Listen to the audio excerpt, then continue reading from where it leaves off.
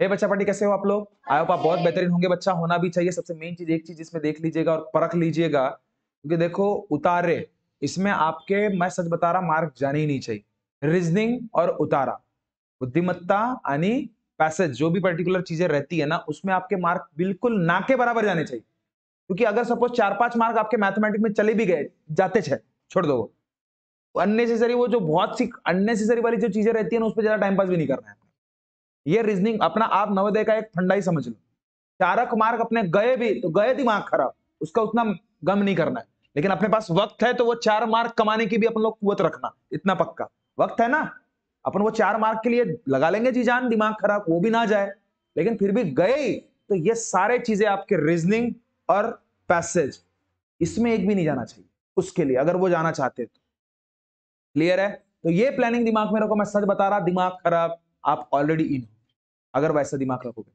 Clear है ना? तो इसमें एक चीज याद रखना, अगर सपोज पैसेज में अगर महारत हासिल करनी है आप लोगों को, तो आप क्या कीजिएगा कि कोई भी जो मराठी के आपके पास पेपर आते होंगे, आते हैं पेपर, लोक सत्ता बोलो, लोकमत बोलो, लोकमत टाइम्स बोलो, या देशोन्नति बोलो, या कुछ भी समाचार सुमाचार बोलो, ठीक है, उसके एडिटोरियल पेज रहता है, जिसे इंग्लिश वाले, इंग्लिश मीडियम वाले एक चीज याद रखना, एडिटोरियल पेज, एडिटोरियल पेज, और मराठी वाले याद रखिएगा बड़ा, संपादकीय पेज। मला वाटते 7वा-8वा असते की माहित नाही, प्रत्येकाचं वेगळं असेल। संपादकीय पेज म्हणजे यामध्ये मोठे मोठे लेखक असतात, खूप छान छान त्यांचे आपले विचार ते तिथं सांगत असतात, है ना। बड़े बड़े, मैं सच बता रहा, राइटर वहां पे रहते हैं जो अपने खुद के विचारों को पिरोते हैं उस जगह पे, जो आपको पढ़ने के बाद बहुत अच्छा सुकून फील कराएंगे, इतना पक्का। ठीक है, अगर सपोज आपको पढ़ने की चाह है तब की बात, हाँ, नहीं तो ऐसा ही नहीं। ठीक है, तो वो क्या करना, एक एक पैराग्राफ रहता है, तो समझ में आया ना। ठीक है, अननेसेसरी बीच में यार डिस्टर्ब मत किया करो। ओके, तो समझ में आया? हाँ, अभी किया मैंने, देखो समझ रहा है। तो देख, संपादकीय पेज में आप क्या करोगे, एक ऐसे कॉलम रहता है ना, जो भी एक ऐसे बहुत पूरे के पूरे पूरा नहीं पढ़ना है अपने को, ज्यादा से ज्यादा उसमें से दो, ज्यादा से ज्यादा दो। क्या, जैसे अगर सपोज एक, जैसे 10 से 12 लाइन पढ़ लिए, अकेले च नहीं, पढ़ के बताओ जोर जोर से, किसको, मम्मी को, पापा को, दादा नानी, किसी ना किसी को तो भी पढ़ के बताओ। समझ रहे हो? उससे होगा क्या बड़ा, एक पढ़ने की हैबिट आपको आएगी, और सबसे मेन चीज, गलतियां जरा नहीं होंगी। अगर होती भी है तो सामने वाले बता देंगे, रीडिंग की हैबिट बढ़ेगी ना आपकी, आप फट से उसको पढ़ पाओगे, समझ पाओगे, और पढ़ के समझ भी लेना है। और उसके कुछ कुछ जो शब्द रहते हैं जो नहीं समझते अपने को, समझते हैं क्या, कुछ कुछ वर्ड रहते हैं जो दिमाग खराब करते हैं, एक तो वो सामने वाले को पूछ लीजिए, या फिर जो आपके पास डिक्शनरी होती है उसमें से उसका मीनिंग ढूंढिए। देखो, मराठी का भी मीनिंग ढूंढा रहता है की भाई याला काय म्हणतात, याची परिभाषा काय आहे। ठीक आहे, जसं कुरूप, गेल्या वर्षी काहीतरी कुरूप नावाचा एक कन्सेप्ट होता, है ना। तो कुरूप म्हणजे खराब असते, हा ज्याला माहित त्याला बेस, नाही तर तो सुंदर लिहिणं ठीक केलं होतं कोणतरी, कुरूप म्हणजे सुंदर, वा वा वा वा वा, आपल्याला समजूनच राहिला तोंडानीच की बापा, कुरूप म्हणजे बोलता बोलता समजून राहिला, हा कुरूप, हा सुंदर होईल, सुंदर राहील, म्हणजे एक टाईपची गोष्ट, ते कसं आहे, ते आपल्याला शब्द साठा जितकं छान राहणार, सगळं खेळ आहे शब्द साठाचं, मग ते मराठीचं असो, हिंदीचा असो किंवा इंग्लिशचा, जिसके पास वर्ड की पावर, वर्ड नहीं, वर्ड शब्द, है ना, जिसके पास शब्दों का पावर है, मैं सच बता रहा, वो इस टाइम पे महारत हासिल करे, इतना पक्का। शब्दों के साथ खेलता है, आना चाहिए, वो शब्द आपको समझ में आना चाहिए, तब जाके ये चीजें आप अचीव करोगे, नहीं तो मैं सच बता रहा, इसमें भी आपको दिक्कत चाहिए। इसमें भी, मराठी में भी आप बोलो, इंग्लिश में भी बोलो, या हिंदी, जो भी आपके उतारे रहते हैं, पैसेज जो भी रहता है, उसमें भी आपको कम से कम 5-6 मार्क जाएंगे, अगर शब्दों की महारत आपके पास नहीं है तो वो कब से कब आएगी, जब आप प्रॉपर रीड करोगे। समझ रहे हो? तो आदत ये भी रखो, रोज के 2 उतारे नहीं पढ़ सकते क्या हम अभी? नहीं पढ़ सकते? नहीं यहाँ के है तो तुम्हारे पास जितने भी किताबें होंगे उसमें से उतारे पढ़ लो, पढ़ के बताओ पापा मम्मी को, और खुद होके आंसर निकाल के बताओ, और चेक करने के लिए मम्मी पापा को दो। जरूर पापा मम्मी आपकी मदद करेंगे, याद रखना, लेकिन हम लोग उनकी मदद ही नहीं लेते। लेते हैं क्या? अपने को ऐसा लगता है इनको क्या समझता, बाबा जी उनको बहुत समझता। आप मदद तो लेके देखो, उनका खुद का काम छोड़ लेंगे आपके लिए, ये भी चीज याद रखना। इतनी मोहब्बत करते हैं आप लोगों के साथ, ठीक है? तो उनकी मदद मराठी में तो खास कर लो, पप्पा म्हणा नाही तर मम्मी म्हणा, नाही तर आजी म्हणा, नाही तर आजी म्हणा, नाही तर काका असतील तर काका, नाही तर बडे पप्पा असतील तर बडे पप्पा, जे कोणी असतील त्यांच्या समोर वाचून दाखवायचा आणि मी याचे उत्तर तुरंत मध्ये, याचे उत्तर हे आहेत जी तुम्ही चेक करा मी बरोबर आहे, हे असे गोष्टी करावे लागतात। ये ऐसी चीजें करना पड़ेगा। जो भी आपके घर में बड़े बुजुर्ग लोग रहते हैं उनके सामने वो पैराग्राफ पढ़िए, उसके जो भी क्वेश्चन सवालात आपको पूछे गए हैं उसके आंसर उन्हें बताइए, वो टिक करेंगे और पीछे देखने के लिए उनको मजबूर कीजिए और बताइए उनको कि मुझे मार्क कितने मिले ये आप मुझे बताओ। उनको बड़ा अच्छा लगता, सच बता रहा मैं। ट्राई करके देखना, रोज के दो दो पैराग्राफ्स आज से करना चालू कर दो, ठीक है? आपके पास नवनीत की किताब होंगी, सभी के पास है नवनीत की किताब रे? ऑलमोस्ट कितने लोगों के पास नहीं है, हाथ ऊपर?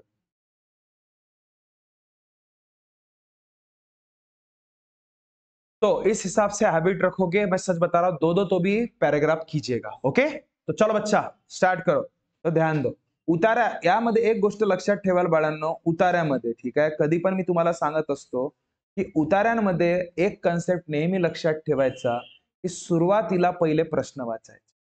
मी त्याला वाच म्हणलं, धरलं ना, का सुरू केलं? उतारा वाचणं। आपण उतारा नाही वाचायचा, तिकडची गोष्ट वेगळी आहे। तिकडली गोष्ट जेव्हा तुम्ही घरी तिथं वाचून दाखवाल तेव्हा गोष्ट वेगळी आहे, ठीक आहे? पण इथे जनरली पेपर जेव्हा आपण सोडवतो पहिले का वाचायचा? पहले सवाल पढ़ लो का, एक नंबर, एक बार छोड़ के दो बार। पहले सवाल क्या पढ़ोगे? सन्न एवरेज में, हा कैसे? ब्राझील हा कोणत्या खंडातील सर्वात जास्त लोकसंख्येचा असलेला देश आहे?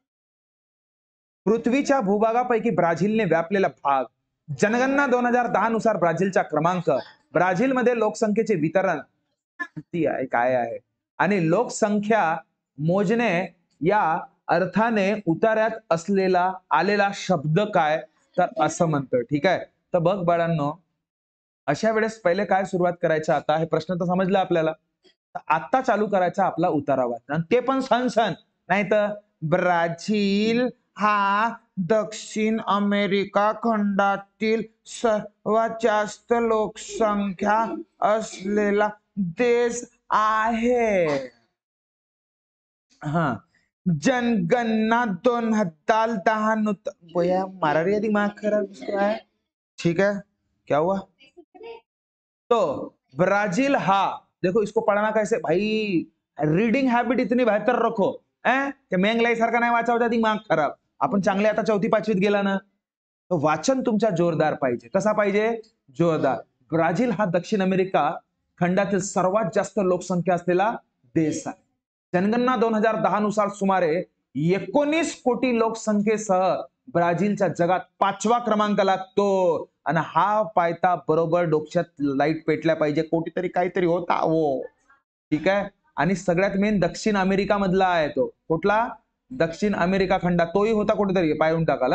क्षेत्रफळाच्या दृष्टीनेही हा देश जगात 5व्या क्रमांकावर आहे, क्षेत्रफळाच्या दृष्टीने पण, 5व्या क्रमांकावर आहे, ठीक आहे? पृथ्वीच्या भूभागापैकी 5.6% म्हणते का, दिमाग खराब, लिहून ठेवा, भूभागापैकी 5.6% भाग ब्राझीलने व्यापलेला आहे म्हणते। कशानं? ब्राझील कुठेतरी होता, पाहून टाकजा। मात्र जगाच्या लोकसंख्येपैकी 2.78% लोकसंख्या या देशात आहे म्हणते। किती टक्के? 2.8% लोकसंख्या, 78। तर त्यामुळे या देशात लोकसंख्येची सरासरी घनता 23 व्यक्ती प्रति चौरस किलोमीटर एवढी आहे।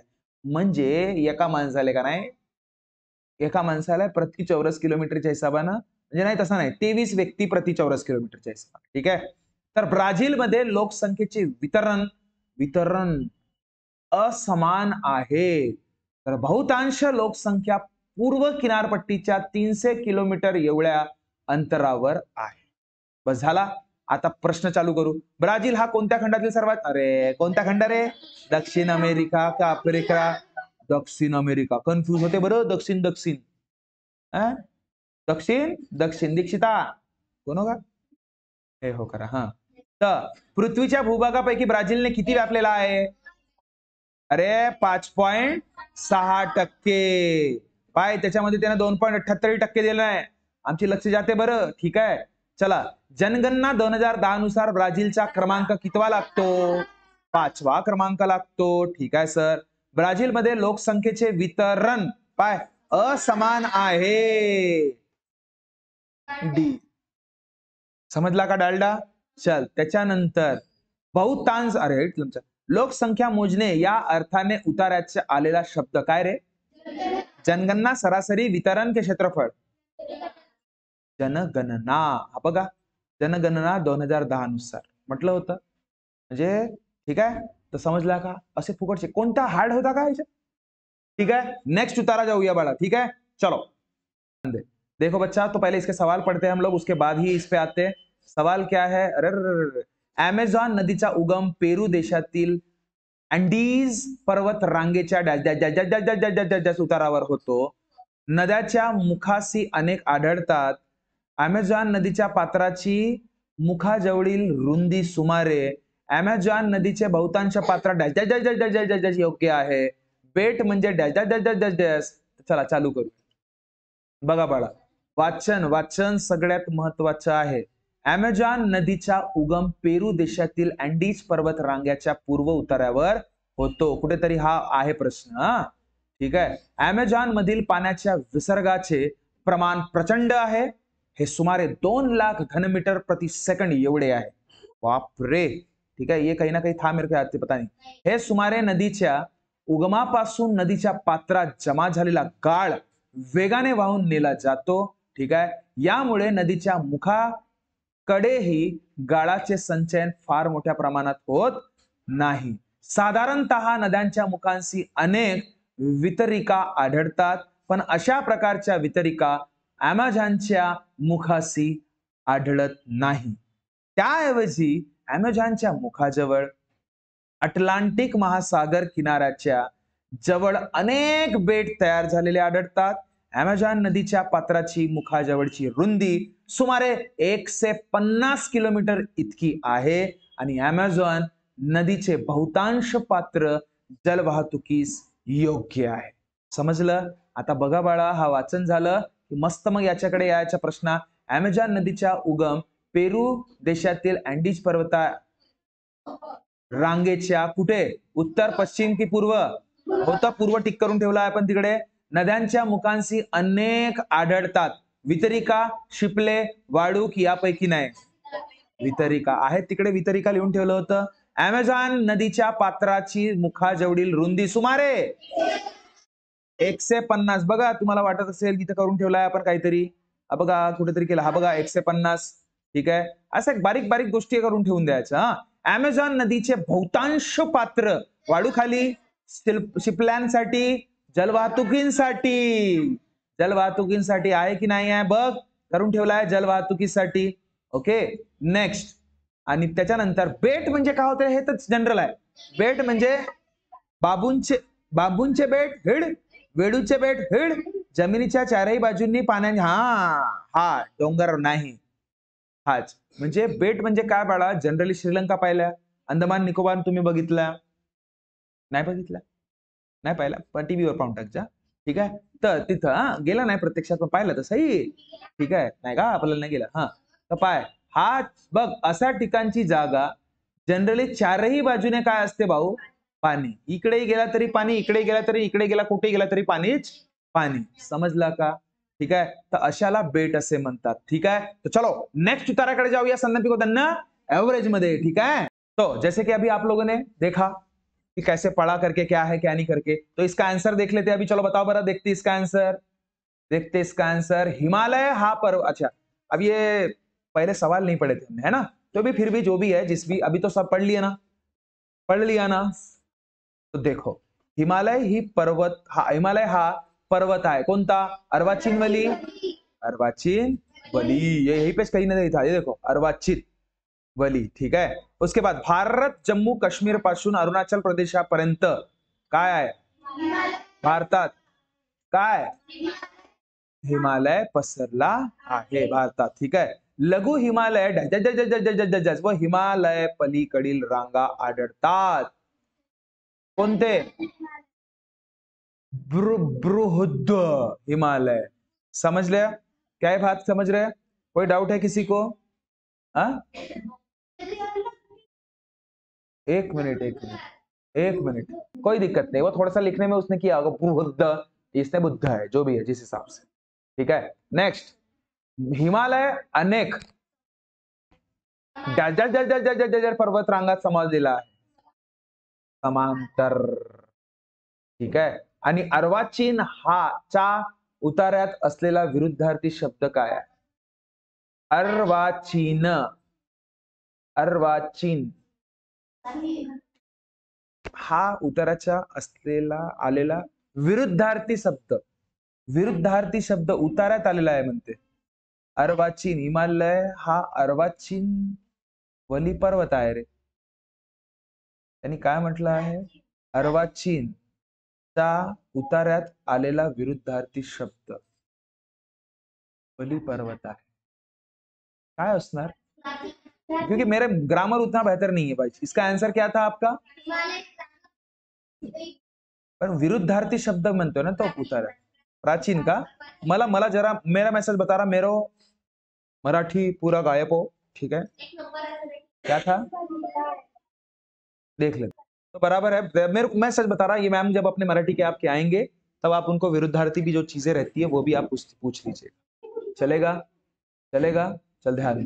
नेक्स्ट, नेक्स्ट, नेक्स्ट भी देख लेते हैं. खत्म करते, मतलब 4 उतारे अपने खत्म हो जाएंगे पेपर के. ठीक है, पेपर के, है ना? चलो, मतलब कोई डाउट रहेगा पेपर में भी? चलो देखो देखो, गायब झाला.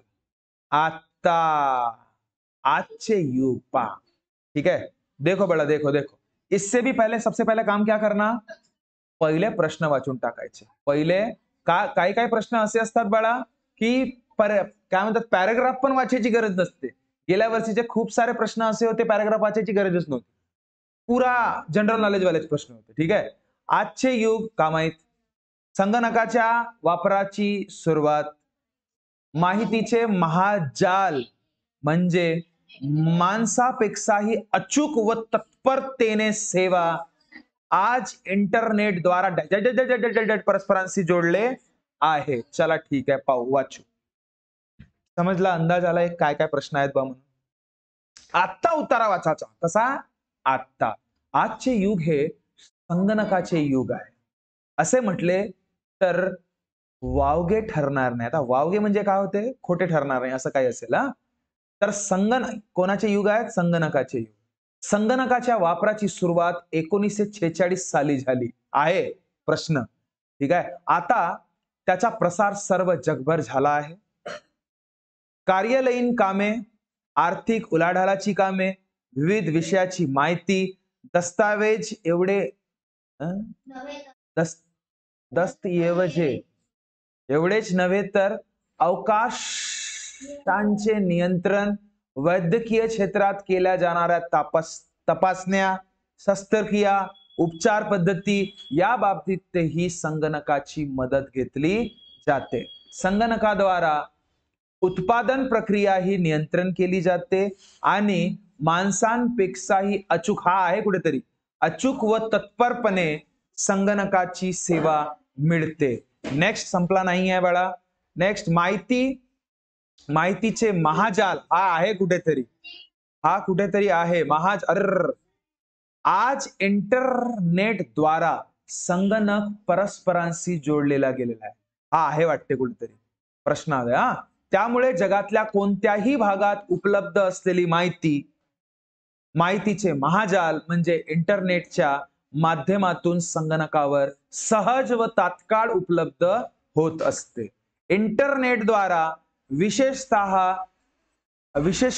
इंटरनेटद्वारा विश्लेषण करण्याची क्षमता संगणकात असल्याने माहिती व ज्ञान संवर्धन आणि प्रसाराचे अत्यंत प्रभावी माध्यम बनलेले आहे. सांगा, आजचे युग पुस्तकाचे?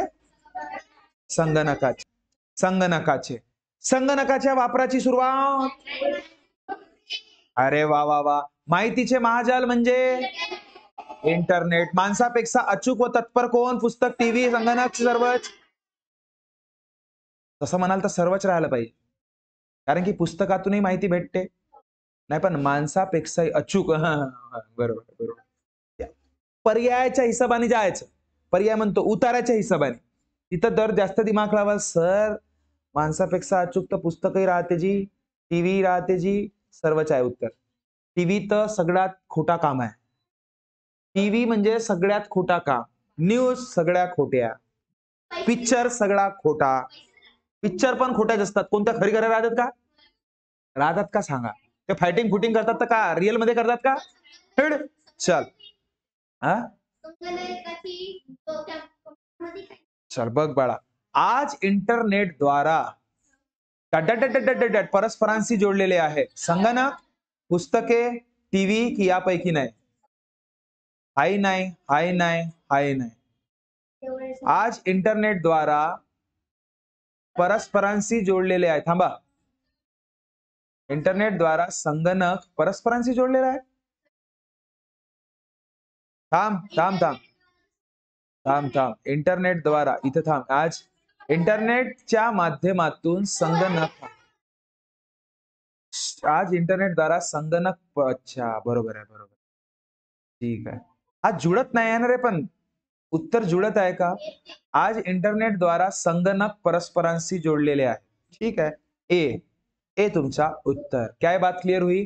तर अशाच पद्धतीने उतारा सोडवण्याचे प्रयत्न करा. आमचा कंटेंट जर तुम्हाला छान वाटलं असेल तर आमच्या कंटेंटला लाईक करा, आमच्या चॅनलला सबस्क्राईब करा आणि होत असेल तर तुमच्या मित्रमैत्रिणींना शेअर करा. ठीक है, तो मिलते हैं बच्चा नेक्स्ट वीडियो में. तब तक खुश रहिए, ख्याल रखिए. Thank you so much. Tata bye bye.